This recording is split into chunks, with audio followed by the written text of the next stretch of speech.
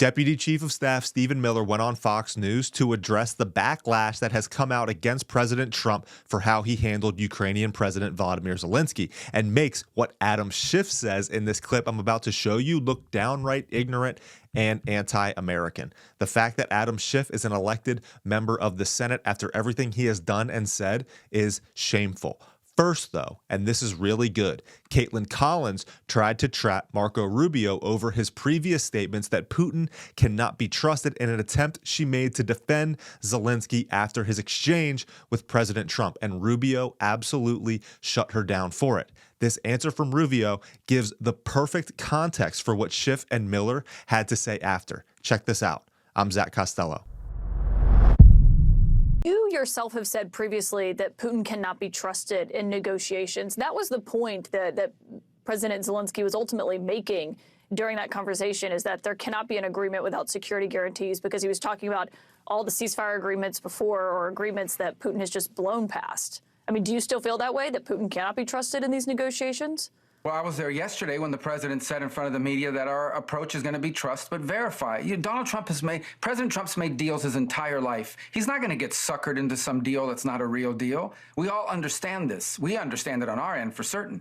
And so the goal here is to get to a place where we have to explore whether peace is possible. I've said this repeatedly. I don't know. I think it is, based on what they've said so far, but we have to explore that. How else is this war going to end? I ask people, what is the European plan to end this war? I can tell you what one foreign minister told me, and I'm not going to say who it was, but I can tell you what one of them told me, and that is that the war goes on for another year, and at that point, Russia will feel so weakened that they'll beg for a peace. That's another year of killing, another year of dying, another year of destruction, and by the way, not a very realistic plan in my point of view. So if there's a chance at peace, even if it's a 1% chance, that needs to be explored, and that's what President Trump is trying to do here.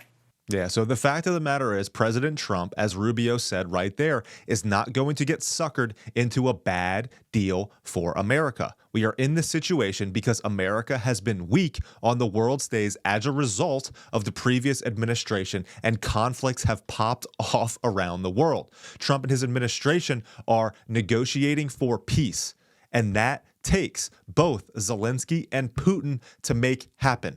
Then Adam Schiff decided he needed to address the American people, insulting President Trump and clarifying what America stands for in a pathetic attempt to make himself relevant and gaslight every single one of us.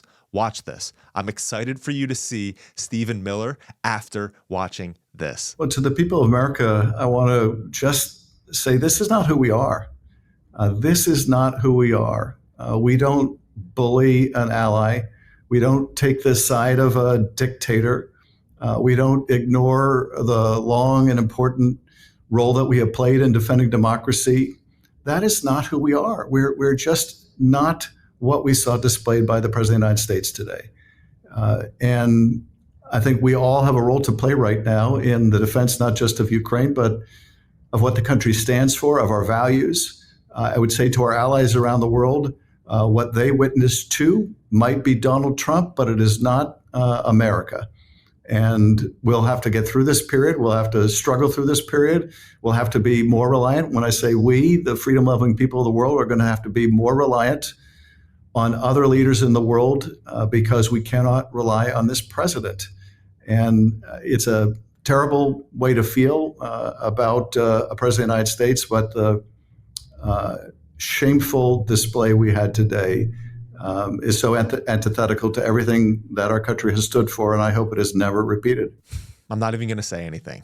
I give the floor to Deputy Chief of Staff Stephen Miller. You tell me what the American people stand for. I don't think anybody had any idea that Zelenskyy would be so impertinent, so disrespectful, so insulting to the United States of America. Look, this is one of the great moments in the history of American diplomacy.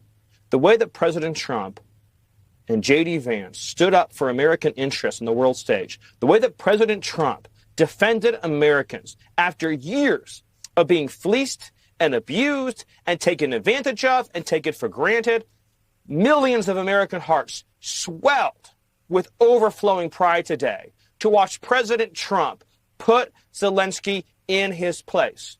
The only reason that Zelenskyy has a country, that Zelenskyy is in power, is because of the United States. Americans have suffered economically, funding this war now for years. American security has been degraded, our stockpiles depleted, our ability to project power in other regions of the world negatively affected to protect and defend Ukraine. Americans probably don't even know the true extent of just how much military support on multiple levels and fronts America has provided to Ukraine. And then this man shows up in the Oval Office and lectures us, says we have to do more, says we're not as good as Europe, says that we need to provide them a forever war guarantee, fight Russia till the end of time. No American watching that today says they want to send their sons and daughters to die on behalf of Zelenskyy. And President Trump was clear and firm and principled, saying either you're our partner for peace in ending this war, or we can't work with you.